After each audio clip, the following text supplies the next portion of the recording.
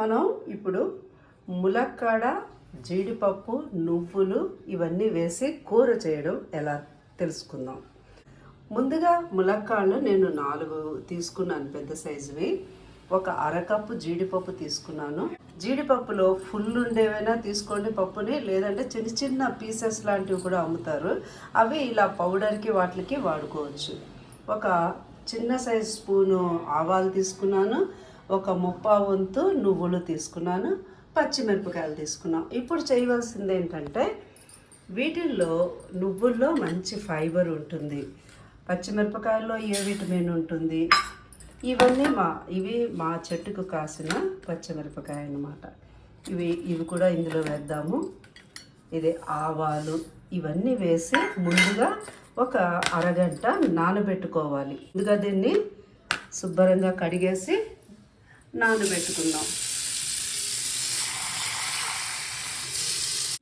ఇది ఒక పావు గంట నువ్వులు, ఆవాలు ఇవంతా కూడా నానాలన్నమాట. ఇప్పుడు కుక్కర్లో కింద ఎలాగా అన్నం వండుతాం కదా, ఆ పైనే మనం నీళ్లు వేయకుండా ములక్కాళ్ళని పెట్టి ఒక 2 విజిల్స్ వచ్చేటట్టుగా ఉడికించుకోవాలి. మరీ ఎక్కువ పేస్ట్ లాగా అవ్వకూడదు అనమాట. ఇప్పుడు ఈ విధంగా ములక్కాడ ఉడకాలను. దీంట్లో నేను జీడిపప్పుని ముక్కలు చేసేసి వేస్తున్నాను. తర్వాత దీనికి సరిపడా ఉప్పు వేస్తున్నాను. నేను సైంధవ లవణం వాడుతున్నాను. కొంచెం ఉప్పు తగ్గించే వేసుకోండి, సరిపోతే అప్పుడు కొంచెం వేసుకోవచ్చు. దీన్ని ఇప్పుడు కొంచెం వాటర్ వేసి మిక్సీ చేసుకోవాలి. ఈ విధంగా మిక్సీ చేసుకొని పెట్టుకోవాలన్నమాట.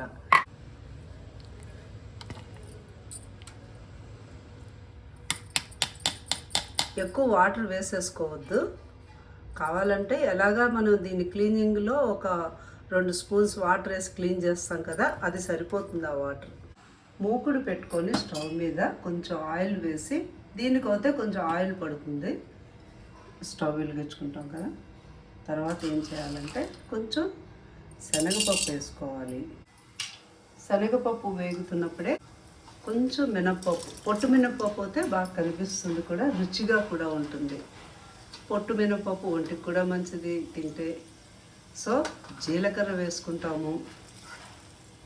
ఓకే, జీలకర్ర జీర్ణం అవుతుంది. తర్వాత ఆవాలు లేదే తిరగమోతే లేదు కదా. చిన్న ఆవాలు, పెద్ద ఆవాలు మీ ఇష్టం, మీకు ఇష్టమైనది ఆవాలు వేసుకుంటాం. ఇప్పుడు ఇది మాడిపోకుండా బాగా కలుపుకోవాలి. ఇలా వేగుతున్నప్పుడే కొంచెం ఎండుమిరపకాయ వేస్తాం. మరి మాడిపోకుండా చూసుకోవాలన్నమాట. దీంట్లో నువ్వుల పిండి వేసేసేయాలి. అలాగే కరివేపాకు కూడా దీంట్లోనే వేయాలి, మంచి వాసన వస్తుంది అన్నమాట. కలుపుకొని కొంచెం ఈ పచ్చంతా పోవాలి కదా. ఇందాక మనం మిక్సీలో కడిగి వేసుకుంటాం, కొంచెం వాటర్ అన్నాం కదా. ఇప్పుడు ఆ వాటర్ని నెమ్మదిగా వేసుకుంటాం.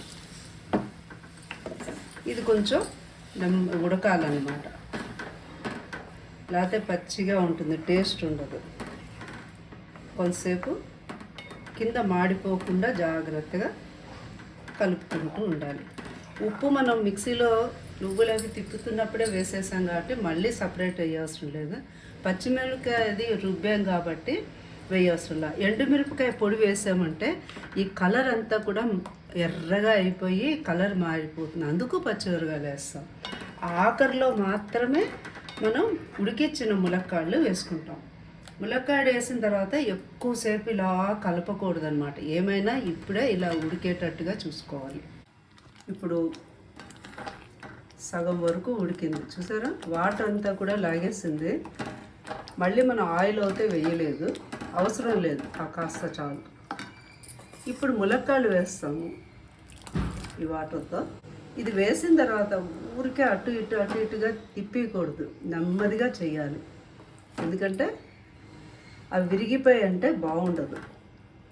ఇలా నెమ్మదిగా చేసి కొంతసేపు సిమ్లో పెట్టుకొని అలా వదిలేసామంటే ములక్కాడలోకి ఉప్పు కారం ఈ ఈ ఆవ ఘాటు నువ్వులు ఇవి టేస్ట్ ఇవంతా కూడా సువాసన అంతా కూడా ములక్కాడలోకి వెళ్ళి మంచి రుచిగా కూర తయారవుతుంది.